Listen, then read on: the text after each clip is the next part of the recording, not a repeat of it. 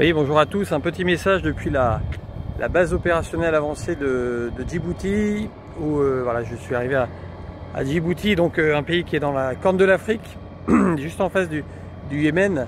J'y suis arrivé depuis 3 jours pour découvrir notamment les forces françaises de Djibouti, un emplacement éminemment stratégique puisque au large on a le golfe d'Aden où passe une bonne partie du commerce mondial par bateau entre Europe et Asie, notamment par le canal de Suez, passe également de nombreux câbles de fibre optique. C'est un lieu où il y a eu beaucoup d'actes de piraterie et donc il est assez stratégique d'être sur place.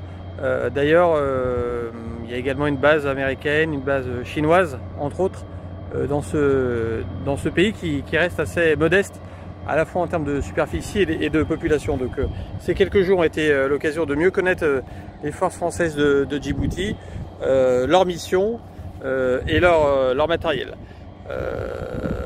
Notamment ici on est sur l'aéroport de Djibouti. Donc comme vous voyez derrière moi, on a plusieurs avions. Donc vous reconnaissez peut-être ici un Transal, ici un Casa, et là vous avez un ravitailleur donc qui permet de ravitailler, de refueler les avions en vol. Et vous avez juste ici un Rafale, pardon, que vous reconnaissez grâce à ces 2 réacteurs à l'arrière. Puis vous avez même derrière là-bas un Puma que peut-être vous voyez, un hélicoptère Puma tout au fond là-bas, qui sert notamment pour l'évacuation des victimes sur mer ou sur terre.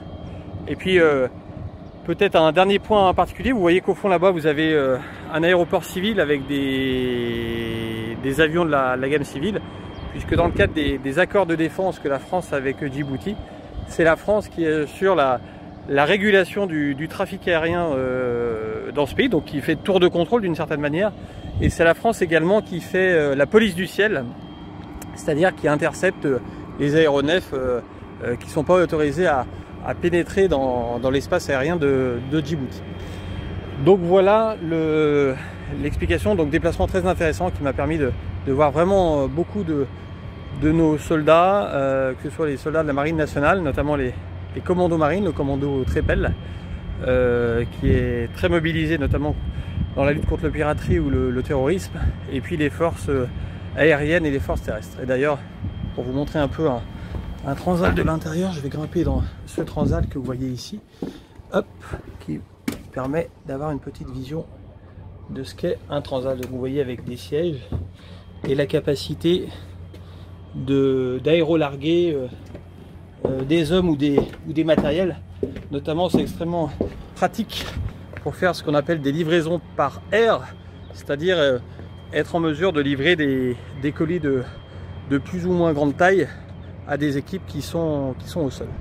Donc voilà, nous sommes dimanche, retour en France dans la nuit de lundi à mardi, et si je peux je vous posterai quelques vidéos de ce que j'ai vu sur place. À bientôt.